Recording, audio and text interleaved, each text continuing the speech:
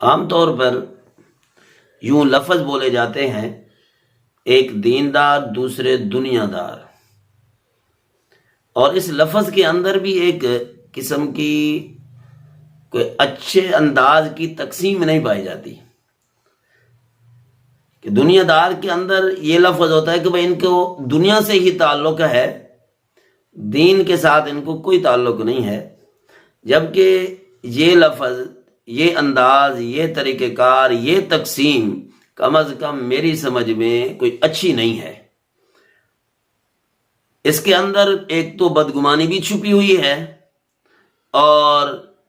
پھر کسی کی پیٹھ پیچھے اگر یہ تبصرہ کریں تو بدگمانی غیبت کے اندر بھی چلی جاتی ہے،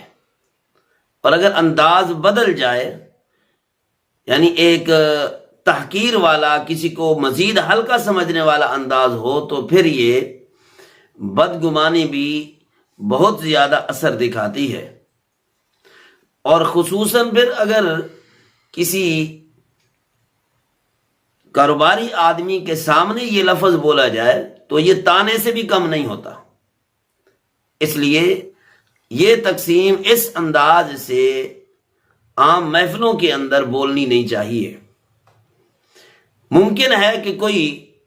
گدڑی میں لال چھپا ہوا ہو، بڑی بڑی قباؤں والوں سے، بڑی بڑی پگڑی والوں سے کوئی ایسی بھی ہستی بظاہر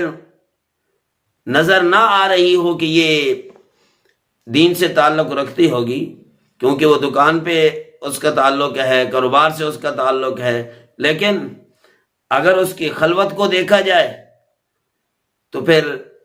اللہ سے اس کا گہرا تعلق نظر آئے، اور ادھر ہم ان لوگوں کی تقسیم کر رہے ہوں۔ اور دوسری بات یہ ہے کہ یہ تقسیم کرنے کا ہماری کوئی مجبوری نہیں ہے، ہماری کوئی ضرورت نہیں ہے، یہ ایک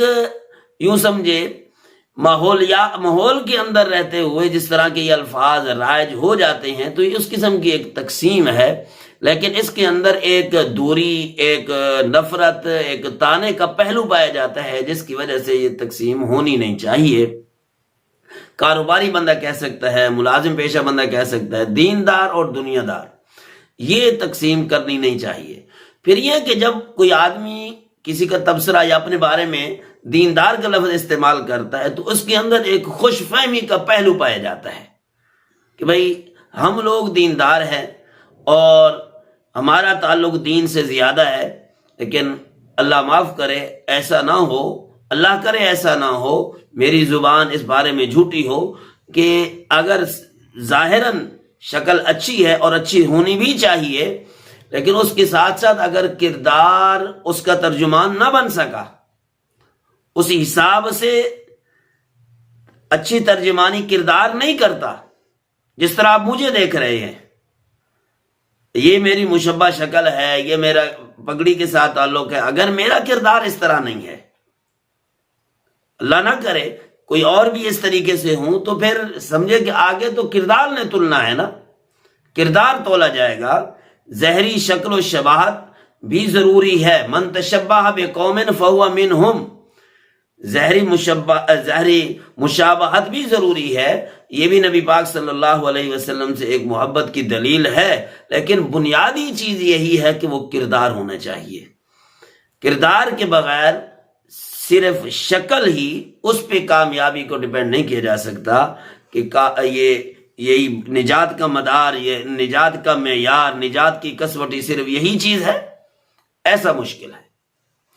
بلکہ یوں لفظ ایسا استعمال کریں کہ جس سے کسی کی حقارت بھی، مقصود تو ویسے نہیں ہونی چاہیے، نظر بھی نہیں آنی چاہیے، جس کو ہم کہتے ہیں نا اشارتاً کنایتاً، کوئی لفظ ایسا استعمال ہو جو کسی کے دل پہ جو ہے نا وار کر کے گزر جائے، یہ چیز کوئی اچھی نہیں ہے۔ بلکہ اس کے ساتھ یوں کہہ سکتے ہیں، دیندار کاروباری لوگ، ملازمت پیشہ لوگ یا